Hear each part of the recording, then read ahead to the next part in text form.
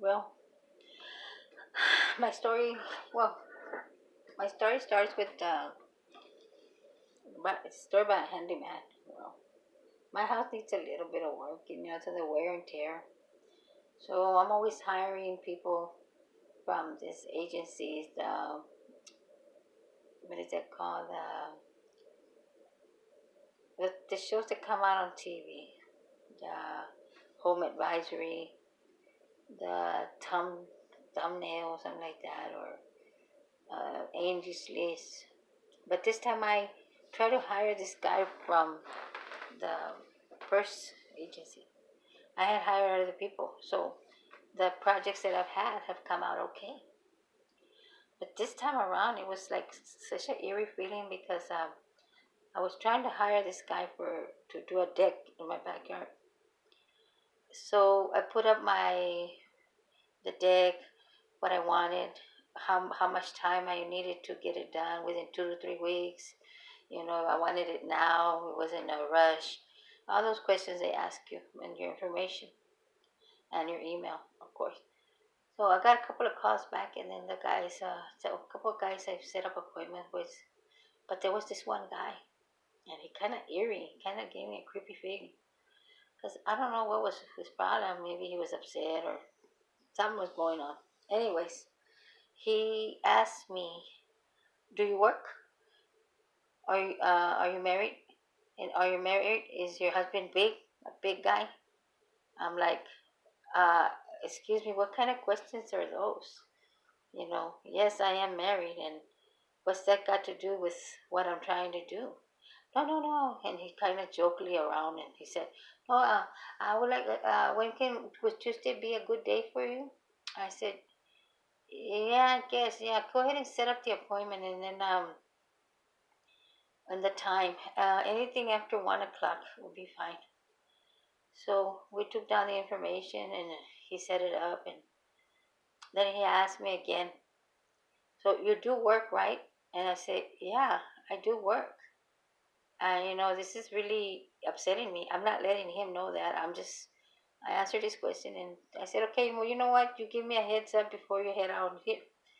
He said, "Okay." And he said, "It'll be another guy going to do the job, going to see the estimate, but I'll be the one to call you." I said, "Okay." We left it at that. And right when I got off the phone, I felt kind of eerie feeling. And, I don't like those kind of questions. So I called the home advisory and I reported him. I said to them, "Well, I've always had a good review on the people that work in this home advisory, but today I got a very bad feeling and a very eerie feeling. I mean, this guy, he even asked me, 'Do you live alone?' And then he says, 'Are you alone, like in the daytime?' Things like that, and I just didn't like it. I reported it. I told home advisory. They told me, give me the information, and the lady was like, "Oh no, those things we don't ask.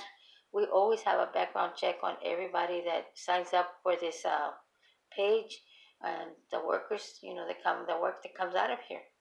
So I said, "Okay, well, this and that, that's his name." And I was trying to get a deck, and she says, "I apologize for that, but we can try to help you, but you need to report this." And the first thing to do, ma'am, is call this company back and cancel. So he won't have anything to do with you and your information. I said, "Yeah, but he already has all my information." He goes, "No, you cancel." And I said, "Okay." So I canceled. I called back and I canceled. Oh my God. I said, "Well, I still need the other jobs done and I need to do some work." So I finally got the deck done and I got the other stuff done with another guy that I was able to hire at the time. But a couple of weeks ago, well, that's another thing.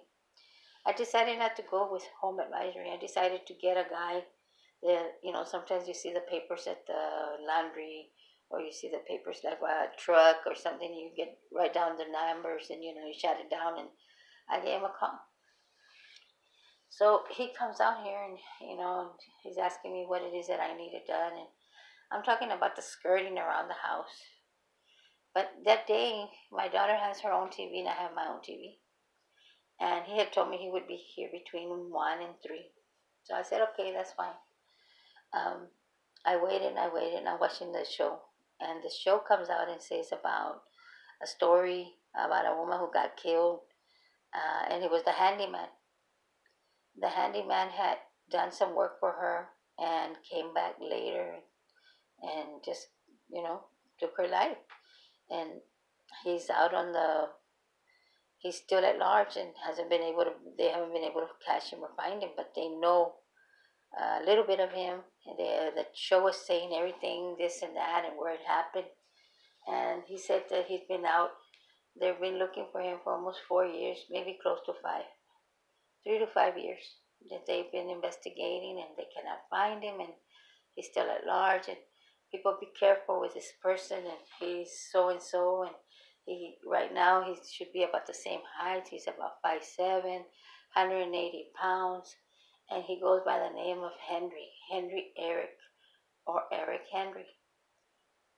And I'm like, oh wow, and that's what the show is saying. So then all of a sudden I hear a knock on the door, and my daughter's in her room, and I open the door, and it's the guy. And I'm walking into the kitchen, and my daughter is yelling from her room and saying, Mom, Mom, what did you say that guy's name is? The handyman? And I said, wait a minute, Mama, I'm busy. Let me just finish doing this, what I gotta do, and I'll be in the room in a minute. She didn't know the handyman was walking right in with me. But at the same time, when she's yelling out that, and he's coming in with me in the kitchen, he hears the story himself by saying that the handyman killed a lady and his name was Eric. But when I turn back and look at him, his eyes are like popped out, like wow, And he's a handyman. His name is Eric. He's about 5'7", 180 to 190 pounds. A very slim person, and between the ages of 37 and 42 maybe. But he's a young looking guy. Anyways, I told my daughter, just wait, I'll be right back. I just got to get this cord for him. And in my head, I'm thinking, well, he's a handyman. Why would he need a cord? Doesn't he have all the supplies he needs? So I went ahead and I just kind of played it off. And I told him, you can follow me over here, and I got the cord back here. So he followed me through the house. And he went out the back door. And I told him, look, there's a cord. Here's the cord, and there's a plug in the back, and there's a plug in the front. You can use either one, and charge whatever you have to be charging on one side, and then using the other. Feel free to do what you have to do. So I came back inside the house, and I'm walking in fast with my daughter and telling her, why do you do that? Why do you do that?